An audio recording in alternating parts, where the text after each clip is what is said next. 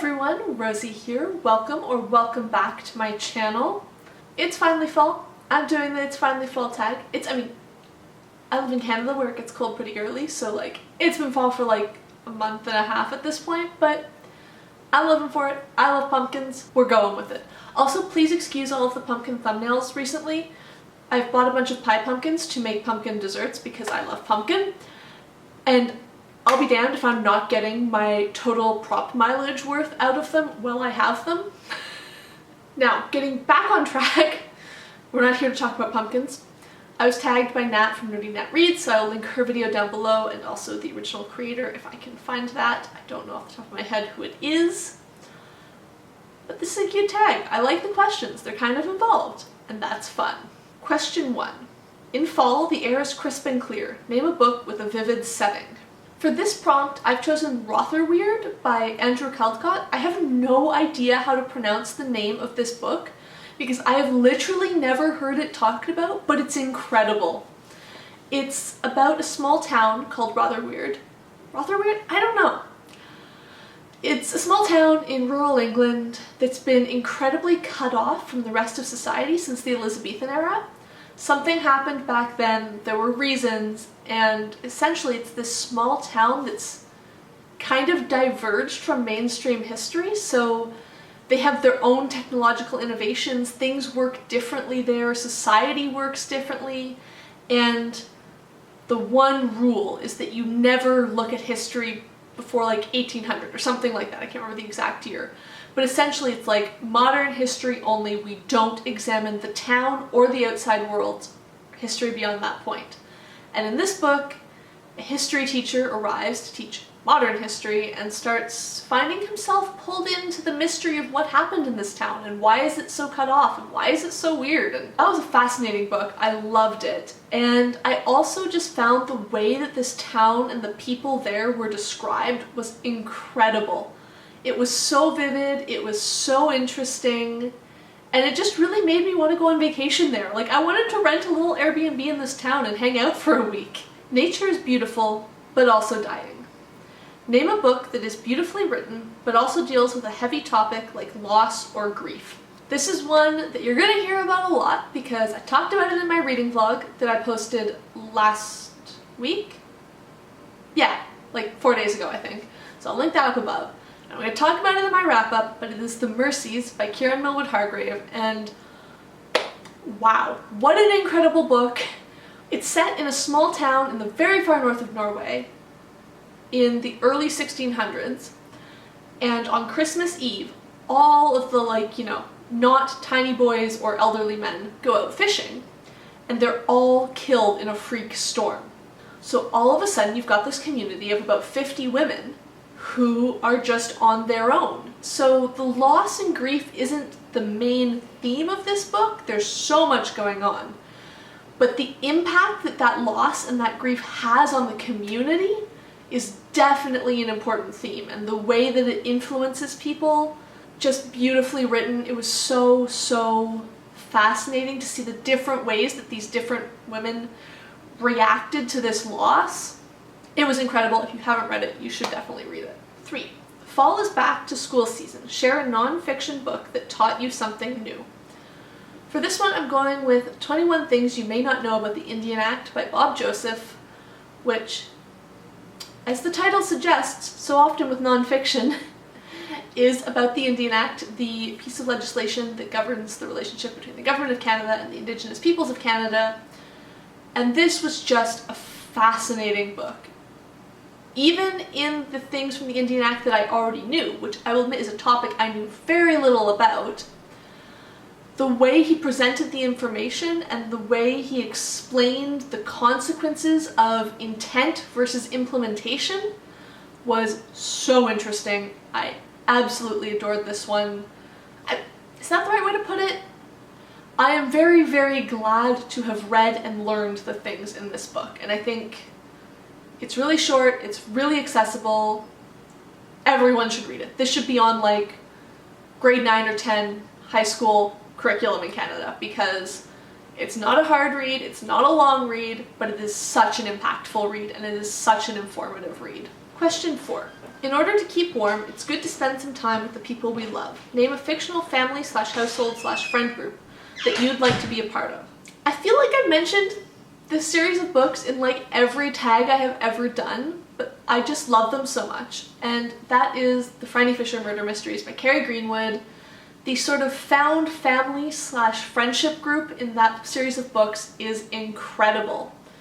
It all centers around the fabulous Phryne Fisher, who of course everyone would love to have as a friend. She's incredible, but she also just has a really good way of finding wonderful, truly good people. Not always, you know, the nicest people. People who are really, truly good and want to do good things, even if maybe sometimes they have to break the law to do that. And she finds the most ragtag group of people, but they're all brought together by this sort of, one, loyalty to her because she's so amazing, and two, sense of belonging, I think. She really has a way of giving people a place and helping people find a big purpose. I mean, that's not like the main theme of these books, they're murder mysteries, but I just really like to hang out at her house and be part of her friend group.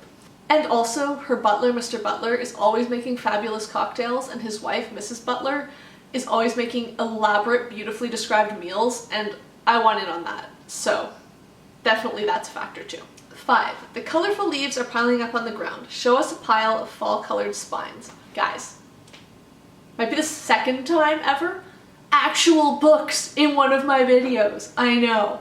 I thought about just making a collage of covers and talking through those, but I do actually own some physical books.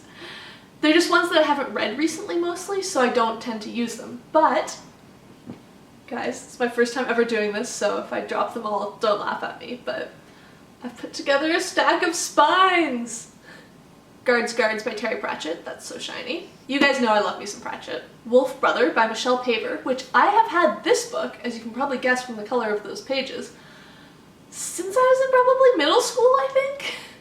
But I absolutely loved it then, and maybe I'll reread it someday, I don't know. I know my parents really enjoyed reading this series when it was coming out and I was reading it, so maybe I'll like it as an adult too. Maybe I should give that a go. A Spot of Bother by Mark Haddon, which is an author who I used to really like and I should read more of, because I've only read a couple of his books, but I've loved all of them. This one is a great story, I think, if I'm remembering correctly, of a man who thinks he might be about to get a cancer diagnosis, but doesn't want to inconvenience anyone, so he just sort of leaves home. He goes for a walk one afternoon and walks away, I think. The spine of this one is orange. It's one of those penguin orange spines, even if the cover is a TV show tie-in, and that is called The Midwife by Jennifer Worth. Love this book. I love this TV show. This is the only new book in this pile. That is The Case of the Missing Men by Bertin and art by Alexander Forbes. Yellow spine. I also read this one in my recent reading vlog, but it was one of the only yellow books I owned, so I'm including it. And then another, that one's a graphic novel. This one's just a comic bind-up, and that is Lumberjanes, Volume 1 by Noelle Stevenson. And it was one of the few nice brown spines I had, so those are what I've pulled for that. That was weirdly fun to pull off my bookshelf, and also now I'm like, oh, but I don't want to put all of these back. It's so nice when my books just stay on my bookshelf. Question 6. Fall is the perfect time for some storytelling by the fireside. Share a book wherein someone is telling a story. I don't feel like I've read that many books in which someone is telling a story, so I have picked The 13 Problems by Agatha Christie. This is the second Miss Marple book, and in this one, a number of her acquaintances have gathered at her house for sort of dinner and evening of company type thing, and they get to telling stories of unsolved crimes that they know of or that they've heard of. So they're all telling the stories of these unsolved crimes, and then, I can't remember if it's at the end of each story or at the end of the book, Miss Marple of course comes in and is like, oh, I know the solution to all of these. I have no prior knowledge, but just from like asking 2 pointed questions, I will figure everything out. So that one's fun. I don't have particularly strong memories of it from when I read it last year, but I did enjoy it. Okay, I totally forgot to record any video for this, and it's a Saturday, so my hair is a mess. But question 7 is, the nights are getting darker. Share a dark, creepy read. For this question, I've chosen In Cold Blood by Truman Capote. This is not like a traditional horror book or anything, but it's instead sort of what I think we would call narrative nonfiction, which is It's an account of a true event, a horrific murder of a family in their home, but it's written almost as a novel, and I think the fact that you know all the way through what's going to happen and that there is no alternative ending actually makes this far creepier than a lot of just murder books that I've read. Question 8. The days are getting colder. Name a short, heartwarming read that could warm up somebody's cold and rainy day. Guys, guess what I have? Another physical book? This is Hark a Vagrant by Kate Beaton. Essentially, she takes events from history, characters from literature, things from pop culture, and makes hilarious comics about them, and if you have not heard of this or seen it, you should definitely check it out. She had a website. I don't know if it's still active or not, but they're hilarious. They're so good. Like I said, because it's like comics, you can flip through really quickly, but also they're hilarious and they'll definitely put a smile on your face. Question 9. Fall returns every year. Name an old favorite that you'd like to return to soon. I'm not sure if this one technically counts because I am currently rereading it, so I'm already returning to it, but The Lord of the Rings by J.R.R. Tolkien is such an amazing reread for me. I've read it a couple times in the past, usually spread out by a couple of years. I've always enjoyed it, clearly, because I'm always interested in rereading it. But this time around, I'm really falling in love with it, and I'm really sort of seeing the appeal of reading it every single year like some people do. And I keep having these thoughts as I'm lying in bed reading and going, it wouldn't be absurd to finish Return of the King and start right back into Fellowship, would it? That's a normal thing to do. No questions asked, right?